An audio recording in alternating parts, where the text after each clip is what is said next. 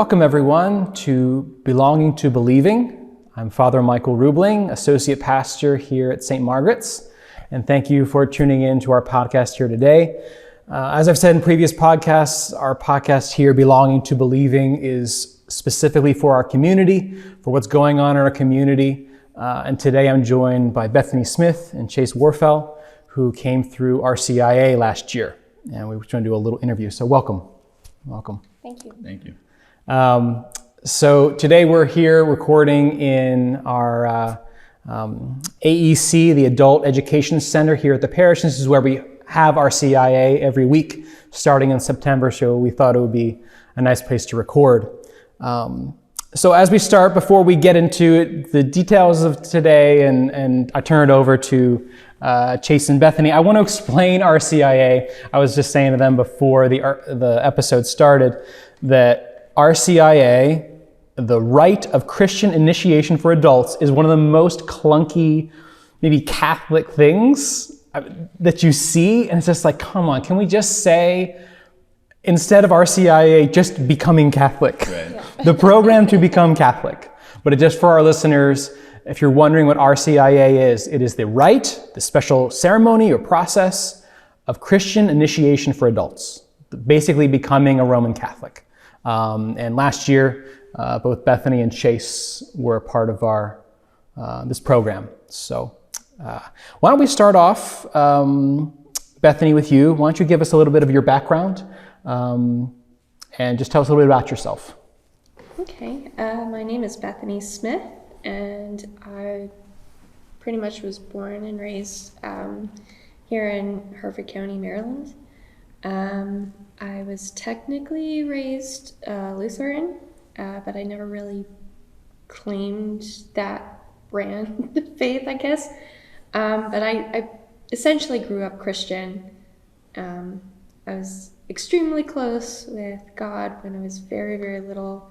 Unfortunately, around like middle school, high school, I kind of fell off the track a little bit with things here and there. But after certain experiences, I came back to the faith, but I was still weak. And fast forward maybe 3 or 4 years ago, I met my now fiance, and he took me to a Catholic Mass. He was born and raised Catholic, and before I met him, I had very few experiences with the Catholic faith. And so when I came to Mass with him, I think it was Christmas Mass, the first Mass that he took me to, and it was just so beautiful. And what I really loved was the community and the tradition. And so that's what started me off wanting to be a Catholic. Yeah. Well, thank you, Bethany. Could you quickly describe what you do for a living? I work with children in a school, and I've been doing that for most of my adult life. So Okay, very good. Thank you. And Chase, why don't you give us a little background for you? Yeah, so my name is Chase, and I come from the Chicago area. Actually, I'm not from around here. I only moved here in the last year or so for work, and I work in finance right now. In terms of like religious background, I was baptized as an Episcopalian. However, my parents did not really take me to church very often. Christmas and Easter at best, only if they were really feeling up to it. And so really by the time I got into college, I had basically no understanding of Christianity at all, because my upbringing was pretty secular. And I was never fully an atheist or anything, but I would have probably considered myself mostly agnostic, basically thinking that it's not really even possible to know if God exists, so there's no reason to really pursue the question any further. And I sort of remained in that way for maybe the first 2 years or so of college. But really, my third year of college, I think things really started to to shift for me because, just going through like certain experiences where it kind of like shocks your world and humbles you a little bit. You realize like you're maybe not as good of a person as you thought you were. You maybe realize that there's a lot of things going on in your life that you can't simply rely on your own strength to get through.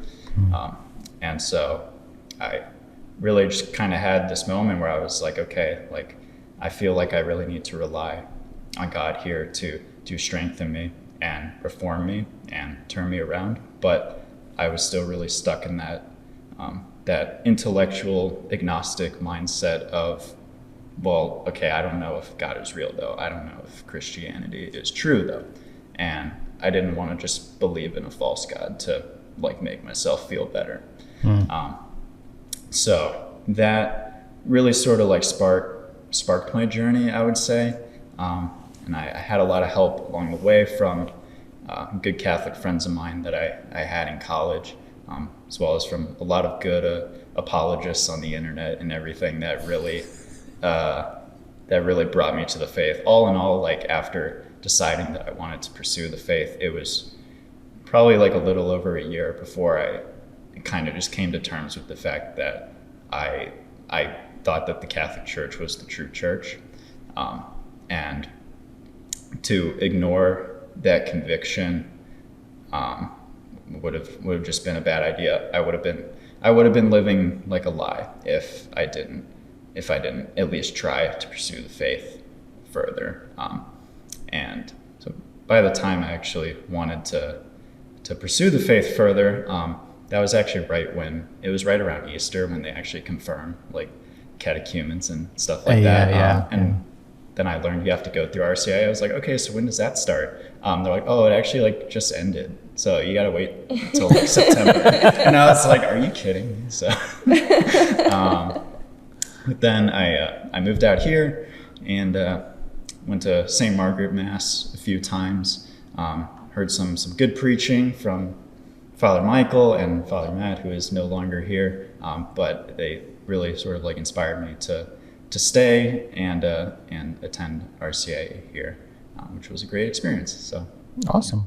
Well, thank you both. It sounds like we were going to talk about how you got into the program, but I think we've kind of covered that a little bit. But I just want to highlight a couple of things that I wonder if there's some listeners here today who maybe are not Catholic or thinking about joining the Catholic Church. Like Bethany, you, sounds like in high school, kind of there was that dip that happened that actually happens for a lot of people. Like we can have this really initial awesome faith when we're kids, and then it kind of dips off when maybe our intellectual questions aren't answered or that community is not there. And Chase, like your parents, like taking you to Christmas and Easter. I mean, that is like that's tons of people. And that too, like if there's no family involvement, often the kids will kind of walk away. Right? Yeah. And then just kind of your individual journeys of like coming with Matt, your fiance, to Mass, like the community aspect and the beauty, and then Chase kind of almost learning, like reading yourself or watching YouTube video apologists. Well, there was some reading too. Yeah, some reading in there, but like learning yourself in, or at least through the door, which I think is, all of those kind of factors are, I think, I would wonder if there are those who listening who could relate to a lot of that stuff. Yeah, I mean, you mentioned something about how like people will tend to fall away from the church when they start to ask tough questions, and maybe they don't believe that the church has answers to them, or they've asked their local pastor and they weren't given a sufficient answer or something like that, and that can sort of turn a lot of people away. But that's something that RCIA like can definitely really help with, and I assure you the church does have answers to all of these tough questions that you may have, whether you're already Catholic or whether you're a Catholic but have fallen away, or whether you're a non-believer. So to kind of move into your experience throughout the year, and for our listeners, RCIA, Becoming Catholic, starts in September, and our program's getting ready to start 2022 this September, and goes through May. And it's a weekly program. We meet on Mondays here in the AEC at 7 o'clock. And there's kind of 4 stages to it. There's the initial inquiry stage where I look at trying to figure out who Jesus is and what the church is, just that initial kind of relationship.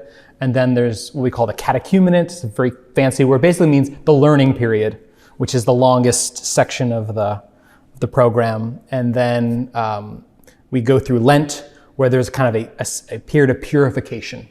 You go from the mind to the heart to kind of spiritually purify and have the Lord kind of come in with his light inside of us. And then Easter Vigil, the big moment of receiving the sacraments. And then afterwards, another weird Catholic word, mystagogy, which basically means continuing formation, that conversion of your life and heart is not just a one and done, it's a lifetime. Yeah. So, Bethany, why don't we start with you? What was your experience of the program? So you came with Matt to Mass and you're thinking about becoming Catholic, but what was it like coming to RCIA for the first time and throughout the year?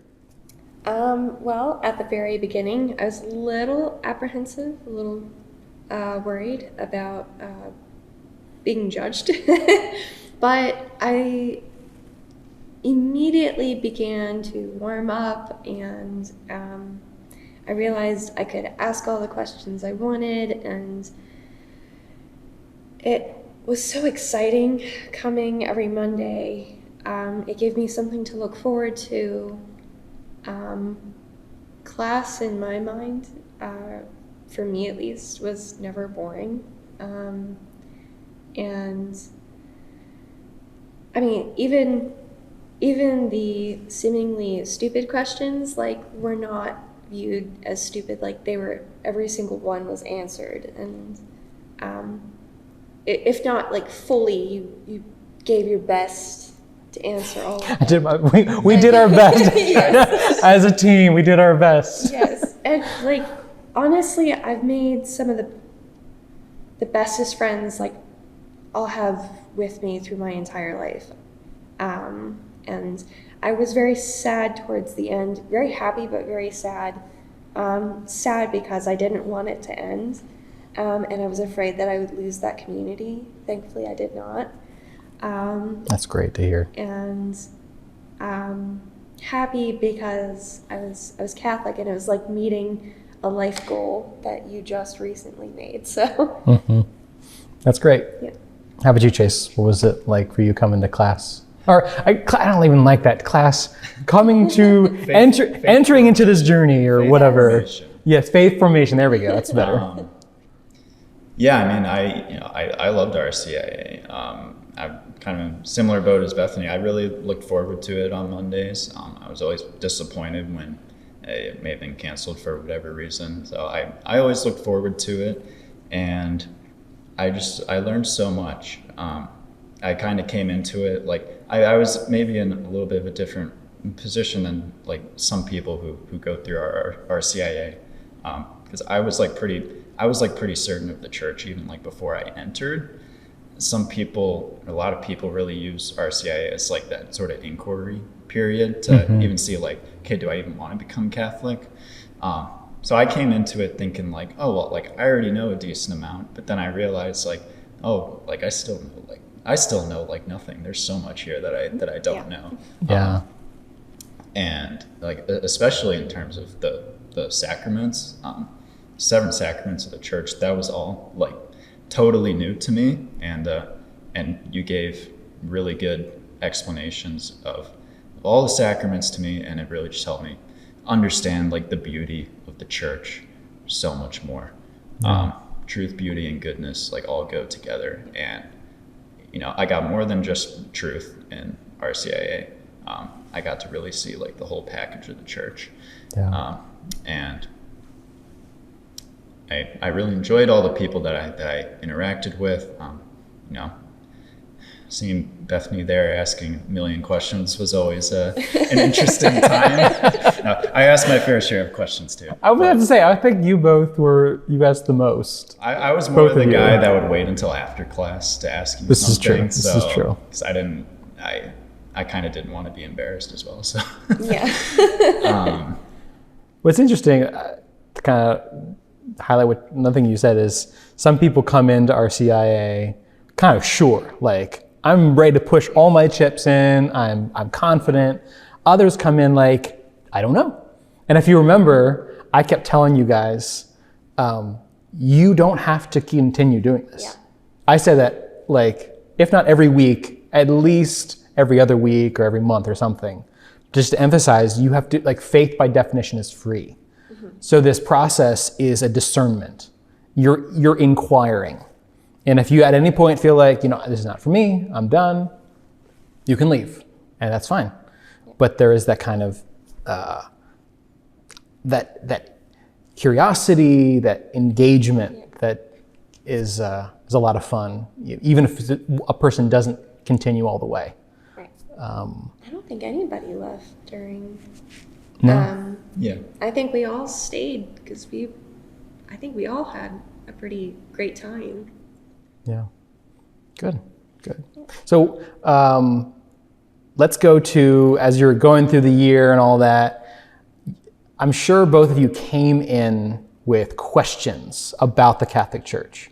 I mean, of all the churches to join, you joined the Catholic Church. Yeah. What were some of those questions you had? And I guess, if you feel comfortable, like, how did you overcome those, or how were they overcome for you? You want to go first, Bethany? I can go first. Yeah. So I definitely had some like hurdles that I had to overcome, just because I went more like the intellectual route, you could say, and there's a lot of teachings of the church that are very contrary to our popular culture today. Particularly in terms of like sexual matters, things like marriage, homosexuality, premarital sex, abortion, birth control, things like that. Those are all things that our society says are like, totally okay. And if you're never presented with the opposing viewpoint, then you're not really going to understand where they're coming from. And so you're just going to end up kind of like accepting the culture's view on these things. But the Catholic Church's position on all of those issues is rooted in truth, and it's very beautiful once you actually get to understand it. And that's something that will almost certainly be talked about in RCIA, because that's really a stumbling block for like a lot of people today. Was your experience of kind of working through those issues of sexuality, was it easy? Was it kind of like a quick, like, oh, here's a book on whatever and I'm done? No, it's never really that easy. Especially because like sexual sin is so easy to fall into. It afflicts a lot of people, like including myself, and so I really had to sort of like try and overcome that first before.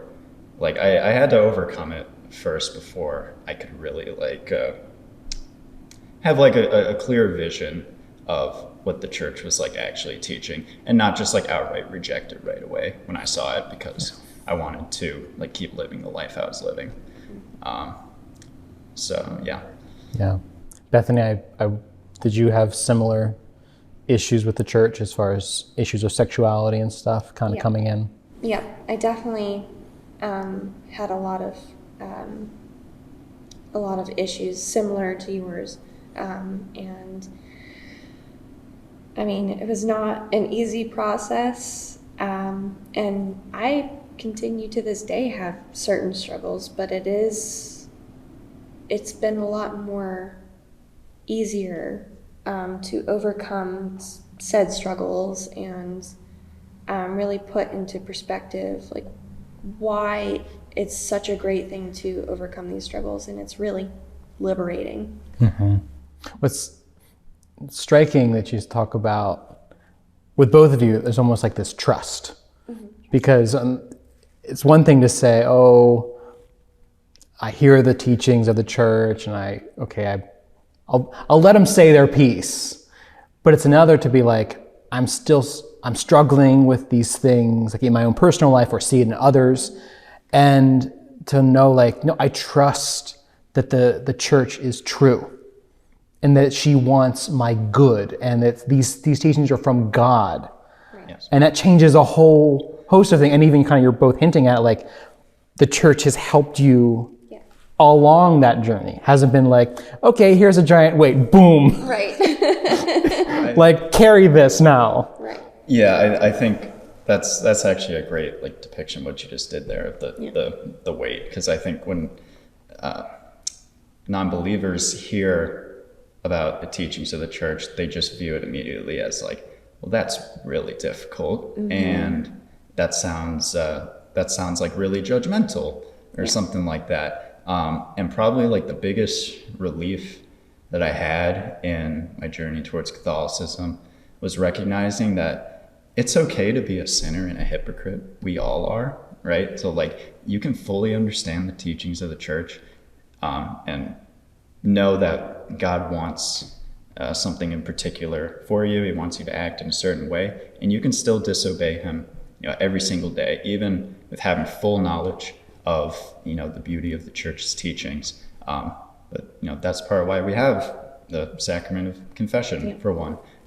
And it really is kind of like that weight off your shoulders, knowing that like, okay, no matter how many times I screw up, no matter like how imperfect and broken of a person I am, like Jesus Christ is always there for us in the church that he instituted. So yeah, that's beautiful. Well said. Well said. So turning to a different topic that I know a lot of people have difficulty with. So a lot of people's first encounter with the Catholic Church as far as services go would be the Catholic Mass, the thing we do on Sundays, right? And I know, Chase, you brought your sister to Mass. Why don't you tell us about that and kind of how that plays into maybe some questions you had? And yeah, so I brought her to Mass once. I wasn't really sure how she would receive it. I was, really praying beforehand that, just some sort of seed would be planted in her mind, at least. But so we go to this Mass, and we get through the whole thing, and I ask her afterwards, like, you have any questions? Because I realized, going to a Catholic Mass, if you've never been to one, you're going to have a lot of questions. It's kind of the deep end of the pool. Right, and she just said, yeah, I do have one question. What's the point of the little cookie thing? And I almost didn't know how to respond, because I was like, that's just so funny that you asked that, because, like as Catholics, we believe like the Eucharist is the purpose of the Mass. It's the sacrament of sacraments. Like it is the purpose of the Mass. And just the fact that she asked about that, I thought was very interesting. But I also didn't really know how to like explain this to her, because like we believe that it's not a cookie. That's the twist. Oh my gosh! It only looks the twist. It only looks like a cookie, but it's actually body, blood, soul, divinity of our Lord Jesus Christ. And that is something that is like not accessible to reason, really. And I think something we can all struggle with too, like believing in the real presence of Jesus in the Eucharist. Because, for so long, like my faith in it has simply just been, okay, Jesus said it, and so I believe it. But in getting someone who's non-Catholic to believe that, it's like, okay, how do I explain this in a way that makes it seem like I'm not a crazy person worshiping bread? And I found that to be really difficult. So yeah. So Bethany, did you have similar struggles and questions about the Eucharist when you joined RCIA? And were those overcome in some way, or what happened? Yeah, so I had a little bit of a problem really believing that the Eucharist was really the presence of Jesus. And so I just prayed on it. Because to me it was just a symbol of Jesus. Technically growing up Lutheran, I really just it didn't click for me. So I prayed about it to God.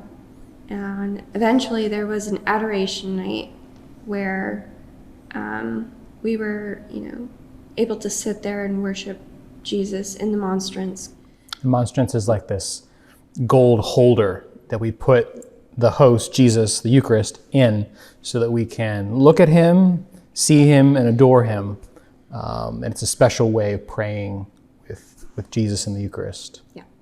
And it's just such a beautiful night. Like, there's incense and bells, and it's just so peaceful. But there was one special night where you had brought it down for us to approach and touch and just be with him. And I went up with my fiance and I touched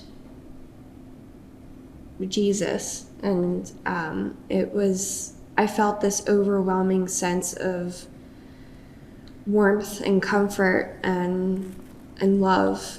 And it was so overwhelming to the point where I did have to go back to my seat, just because I started to cry a little bit. And it finally clicked. And I just was so thankful and blessed. Yeah. And from then on, it wasn't hard to believe anymore. So yeah, I remember you told me that story maybe a week or two later, yeah. And I kind of asked you afterwards, so what do you believe now? And you're like, I just get it. Right. I was like, okay. I was a little hesitant to tell anybody about it. I did tell my fiance at that moment in time, because he was wondering why are you crying? But I was kind of hesitant because it did sound a little crazy. But then you had told the story of your one friend who experienced the same thing. Mm-hmm. And I was finally comfortable enough to be like, hey, I had a similar experience. So little miracles do happen. Right. And I'm definitely the one that I don't get subtle signs. I get the full boot by God. So he's constantly showing me since we've converted that he's here, he's there. Yeah, absolutely. That's great. Yeah. And so maybe to kind of conclude this section on questions you come in with. So I mentioned the beginning of the podcast of you joined the Catholic Church. And I could see some people listening, some people thinking about maybe switching churches, going to a different denomination. They'd say, I would never go to the Catholic Church. I mean, think about all of the scandal and all of that stuff. So how did you two get over that? Because that is along with the sexual teachings of the church, Eucharist, and a couple others, that may be one of the biggest, kind of the cultural image of the church. Well, I think it, for one, is important to remember that no institution of men is going to be free from sin. So the scandals you may see in the Catholic Church, while terrible, you will also see the same thing in other institutions. And that's because of our state of sin, our inclination towards sin. And so because the church is made up of men, there's inherently going to be sinful men doing sinful things in it. However, that does not negate the truth of the Catholic Church. And whereas every other institution in the world today was instituted by men, the Catholic Church was instituted by Jesus Christ, who was God. And he promises us in the scriptures that the gates of hell will not prevail against it. And so no matter what sort of scandals you see in the church today, the church is never going to err in its teaching. And really, in realizing that, that was really just what got me over it. Once I understood that, I was like, okay, I can see this priest acting sinfully, or this bishop acting sinfully, and it doesn't really faze me or get me to question my faith at all. I think that's a good spot to be in, but I understand it's very difficult for people because faith for them can be very, very like emotional, you know. And if you see a place that's full of scandal, you're naturally like not going to want to be associated with it. So it's sort of a roadblock that we all kind of have to overcome. Yeah. Yeah. Bethany, did you have something similar, like kind of questioning whether or not to join the Catholic Church? I mean, not really. I mean, I already knew, like, going in, that, you know, sin is everywhere. Like, it's in all establishments. And I think precisely like what you had said before, basically, the Catholic Church has been highlighted because it's a holy place. And, you know, that's a place, you know, you should trust. And, you know, sins of the past, you know, can hurt that trust. But from what I've seen, you know, there have been active steps taken to make sure that doesn't happen again. And I honestly think that, you know, the church has been doing a very good job of that. And really not just saying, you know, sorry, but like really showing that it's sorry. So other than that, I mean... Yeah, I mean, all these, it's interesting, each of these issues, whether it's the sexuality piece, the Eucharist, or kind of the scandal of the church and the authority kind of element, there's a certain amount of reasoning that goes into it, you know, recognizing, okay, like, yeah, human beings are sinners, and that's going to be there, but there's this outside divine element, like God's literal interaction with the world that lifts up these things, lifts us up in our sexuality or the Eucharist or the authority of the church. But that takes a little bit to get to. That's why RCIA takes time. It's not this, you watch some YouTube videos and you're done, like, or like read this book and you're set. Like, there's this like conversion as a process, and it kind of takes a little bit to go from the head to the heart. It's a lifelong process too. It doesn't just end with RCIA. Yes, So absolutely.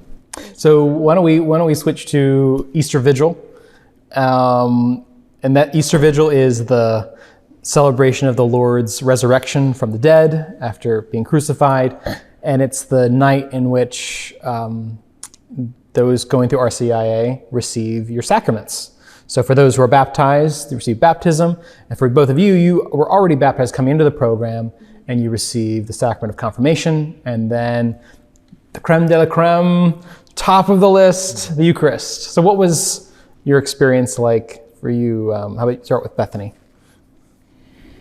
It was very possibly the most beautiful thing that I've gone through in my life,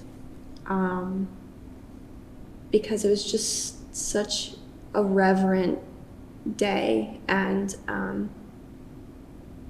I had chosen the name Mary Magdalene for my confirmation name, and when my sponsor, who is my fiance, said my name, and then we received the oil, I would say that was my favorite part. That's beautiful. Yeah. Yeah.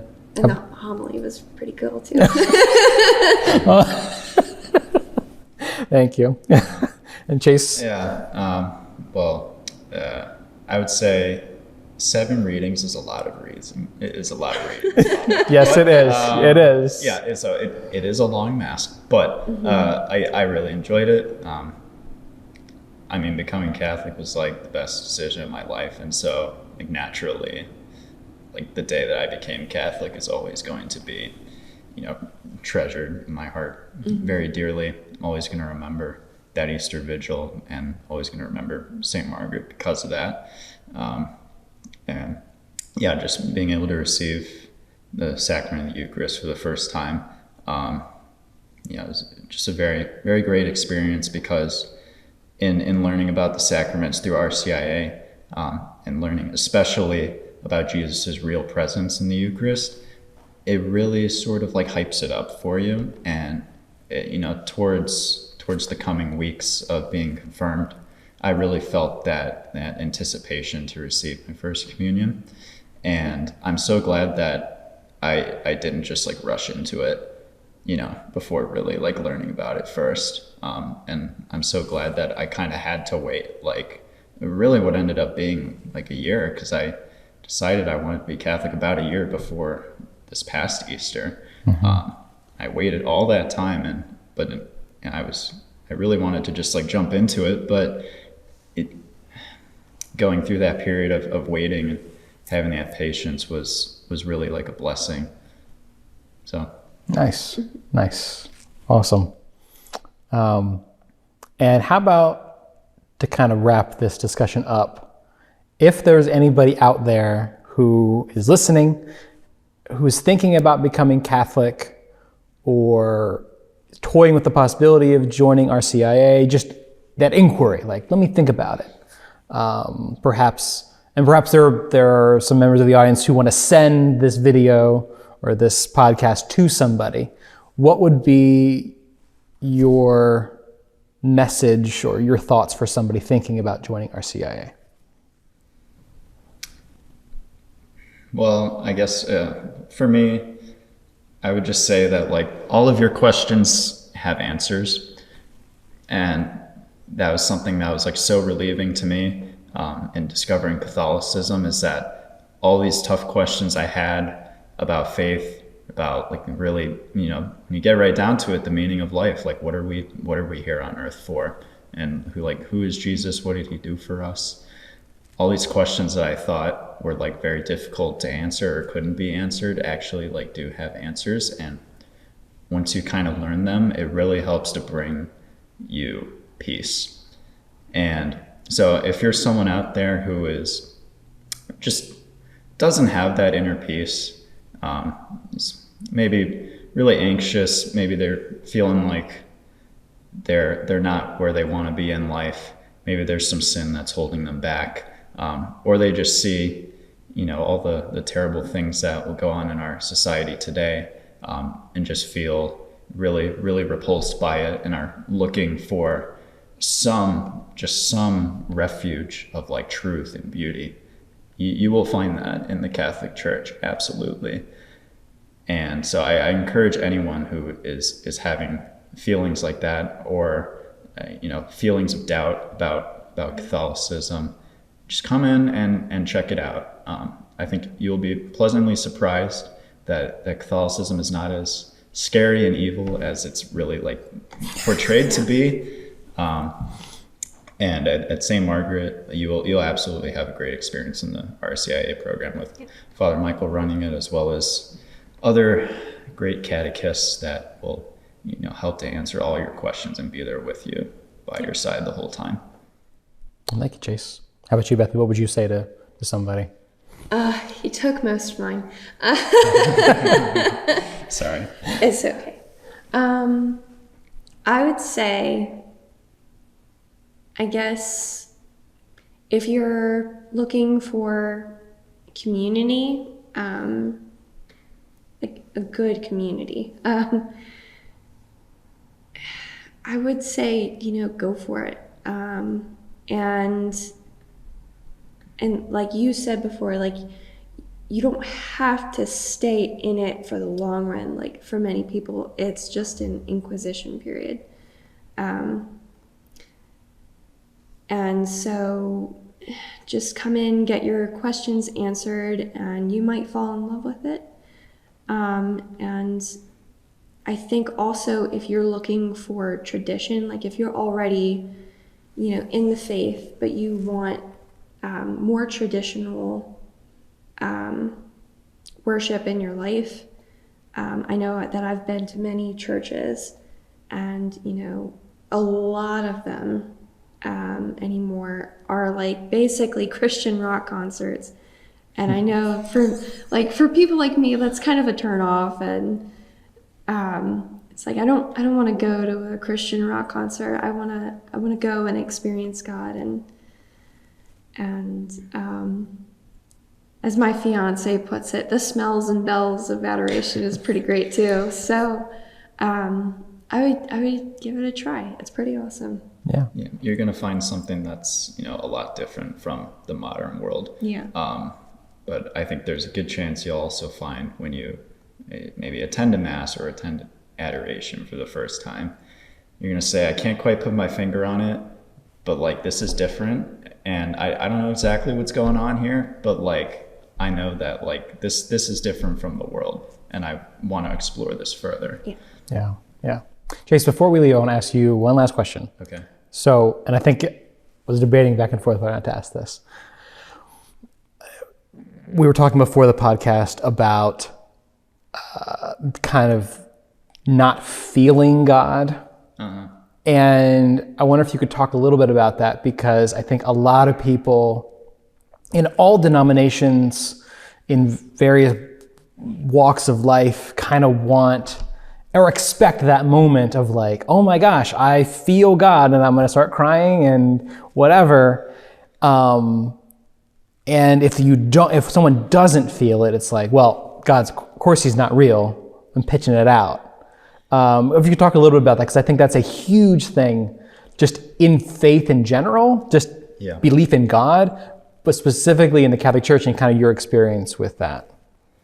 Yeah, so faith has not been a feeling for me. And that has certainly been like a really tough thing for me, because I hear stories like Bethany's story, her encounter with the Eucharist. And that is so beautiful, and that happens to other people. And I love seeing that. But I haven't really like experienced that myself.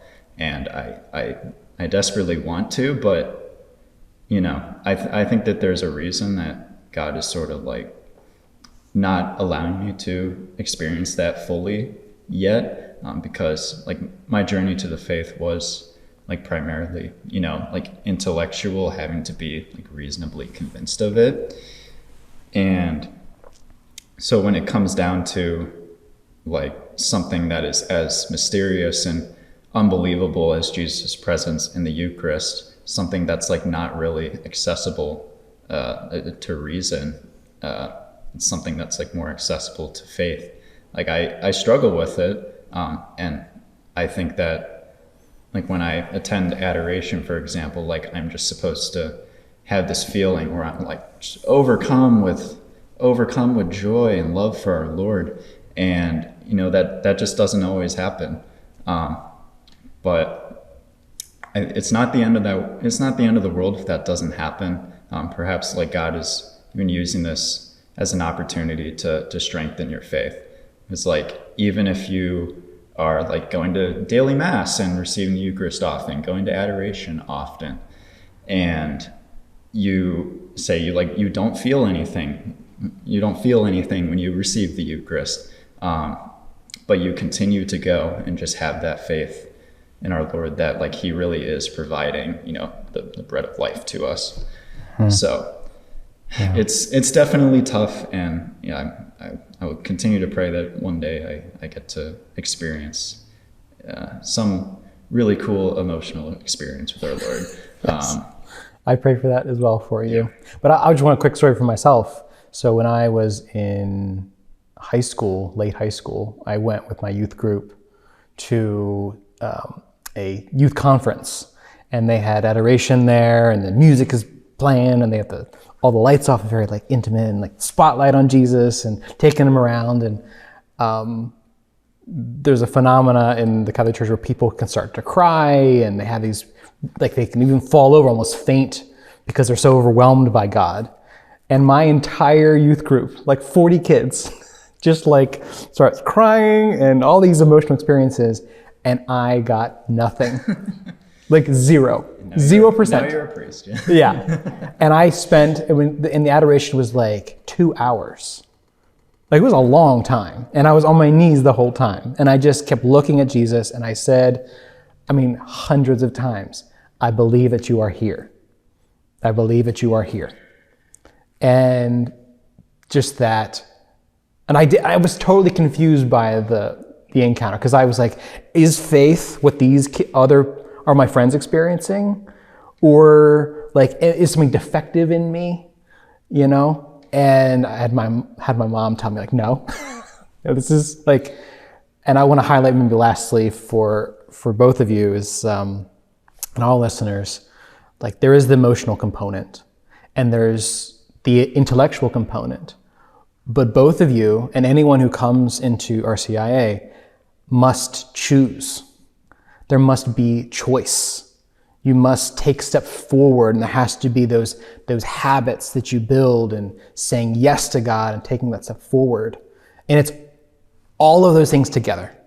It's all that makes us authentically human that can lead us to God.